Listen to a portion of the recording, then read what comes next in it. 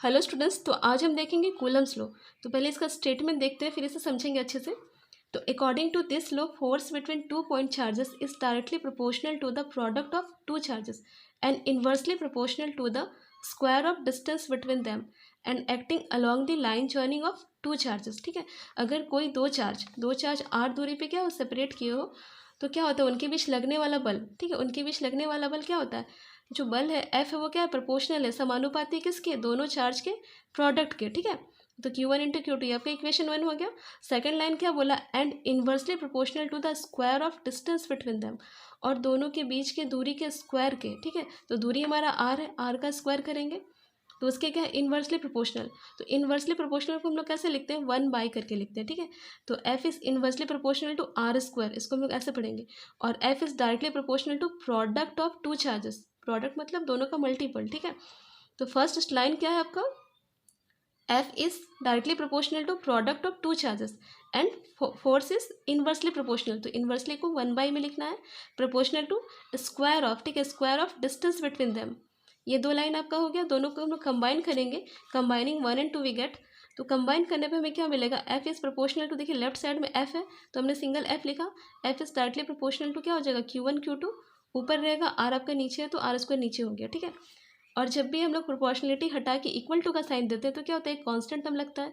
तो f equal to क्या हो जाएगा, यहाँ पे कांस्टेंट हमारा k यूज़ होगा, k Q1 Q2 by r square. ठीक है, तो यहाँ पे k जो यूज़ हुआ इसको हम लोग क्या कहते हैं, वेर के इज कॉल्ड कूलम कांस्टेंट, क्योंकि कूलम लो यूज़ हो रहा है तो ये कांस्टेंट भी किसने दिया, कूलम्स ने दिया, तो इसलिए इसका नाम क्या पड़ा, कूलम कांस्टेंट। ठीक है, वेर के इज कॉल्ड कूलम कांस्टेंट। और के की वैल्यू क्या होती है, सभी कांस्टेंट टर्म की एक फिक्स वैल्यू होती है। ठीक है, तो यहाँ पे के की वैल्यू क्या होती है, 1/4 होती है। ठीक है, और इसको भी अगर हम लोग सॉल्व करते हैं, 4 पाई की वैल्यू 22/7, एप्सिलॉन नॉट की वैल्यू, सबकी वैल्यू पुट करके सॉल्व करेंगे तो के का जो मान आएगा वो कितना आएगा, 9 × 10⁹ न्यूटन मीटर स्क्वायर पर कूलम स्क्वायर, ये इसका यूनिट है। ठीक है, तो हम लोग का एफ के लिए जो डेरिवेशन, एफ के लिए जो फॉर्मूला आया वो क्या है, एफ इक्वल टू के Q1 Q2 by R square था, तो के प्लेस पे क्या पुट करेंगे, ये वैल्यू 1/4 पे epsilon not Q1 Q2 by R square. ठीक है, आप इसे भी याद कर सकते हैं, इसे भी याद कर सकते हैं।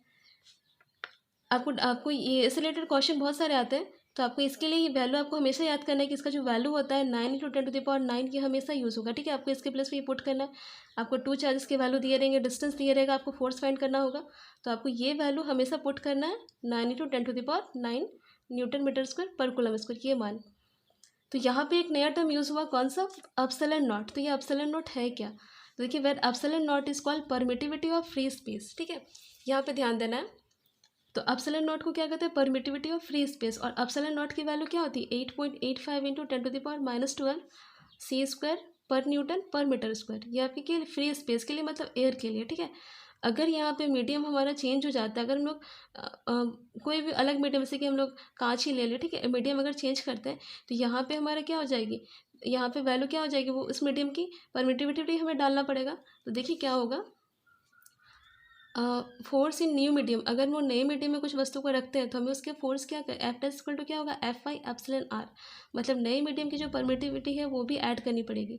तो मतलब हमारा जो नया एफ टेस्ट होगा वो क्या होगा, 1/4 पे epsilon not epsilon R Q1 Q2 by R square. ठीक है, ये आपको याद नहीं करना है रिजल्ट यहाँ पे लो के लिए, ये बस कभी यूज़ होता है क्वेश्चंस के लिए। ठीक है, न्यूमेरिकल्स के लिए ये फॉर्मूला यूज़ होगा।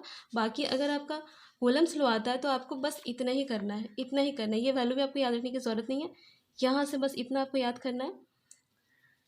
तो हमने यहाँ पे एक लाइन और देखा था, ध्यान दीजिएगा, इस लॉ में हमने ये दोनों लाइन के लिए तो हमने डेरिवेशन निकाला, पर हमने एक लाइन और देखा था कि and acting along the line joining of 2 charges.